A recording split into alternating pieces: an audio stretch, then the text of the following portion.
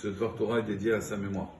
Donc dans notre paracha, on voit que Vaïgash et là Yehuda, on voit que Yehuda, en fait, pourquoi lui, c'est lui qui s'est avancé vers Yosef pour défendre Binyamin, parce qu'il s'est porté garant pour lui. Il s'est porté garant pour lui. Le Midrash nous dit que de la même façon que Yehuda, il s'est porté garant pour Binyamin, s'est porté garant pour son frère.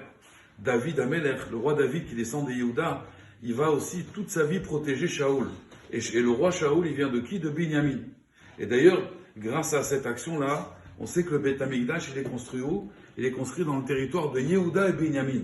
Il n'est pas seulement dans un territoire, il est dans les deux territoires. Yehuda et Binyamin. Pourquoi? Parce que dans la Torah, on nous apprend que quand Israël arrive, c'est basé, on est tous garants l'un de l'autre. Si on voit un juif faire une Avera, on ne doit pas le laisser, on doit se porter garant pour lui. On voit dans l'histoire, Yehuda s'est porté garant pour Binyamin, et on voit que Béhémet, ça a duré des générations et générations, qu'à chaque fois, il faut se porter garant l'un pour l'autre. Et si on arrive à se porter garant l'un pour l'autre, c'est tellement kadosh que le Beth Amikdash, il a été construit de là.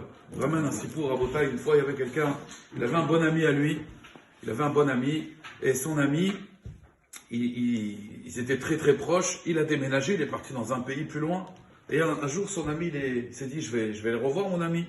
Donc il envoie des lettres, il dit, j'aimerais bien te voir. Il vient voir son ami, il a dit, je t'attends à la frontière. Quand il arrive à la frontière, on l'attrape, on lui dit, toi, tu es wanted.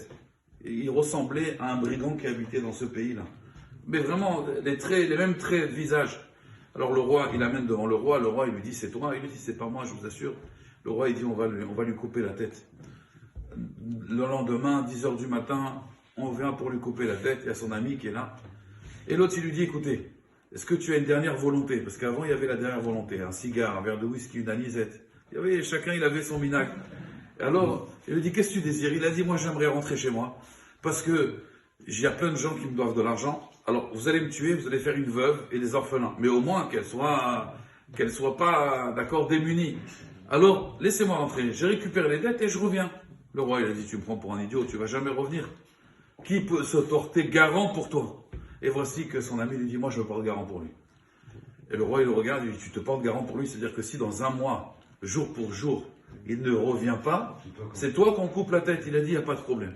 Le roi, il a dit, je te déconseille de faire ça, tu ne veux pas m'écouter, tant pis pour toi, c'est toi qui perds. Il a accordé sa faveur. Il est parti chez lui, il a récupéré l'argent que les gens lui devaient.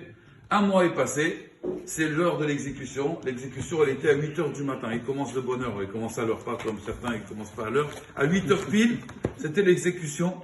Et à 8h du matin, donc, il arrive, son ami, et le roi lui dit, tu vois, je suis doublement content. Je suis content parce qu'on va te tuer, mais je suis content parce que tu ne m'as pas écouté.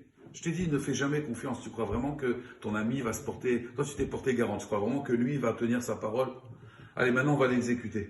Et puis, le temps qu'on aiguise le couteau, il est 8h15. 8h15, on a toujours le temps de faire au doux, d'accord, arriver à Ishtabar. Et 8h15. Et puis, voici qu'à ce moment-là, il entend crier, arrêtez, arrêtez, je suis là. Il arrive, il dit, je suis là, désolé, il y avait des embouteillages, il y avait, voilà. Pourtant, c'est les vacances en ce moment, mais il y avait des embouteillages. Mais Kitsour, je n'ai pas pu venir, je suis désolé. Voilà, maintenant je suis là. Et son ami lui dit, non, c'est trop tard. On a dit 8h, tu es arrivé à 8h15, maintenant c'est moi qu'on tue. Tu n'as pas tenu ta parole, c'est moi qu'on tue. Et l'autre, il dit, non, pas du tout, c'est moi qu'on doit tuer. Et il commence à se disputer. Et non, c'est moi, et c'est moi, et c'est moi, et c'est moi. Le roi, il voit ça, il devient fou, et il dit, bon, on s'arrête. Et il a dit, regardez, on va tuer personne. On va tuer personne.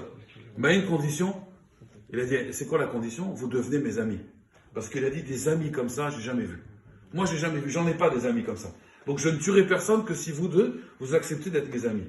Alors, de la même façon, à Kadosh Baruch Hu, c'est la même chose.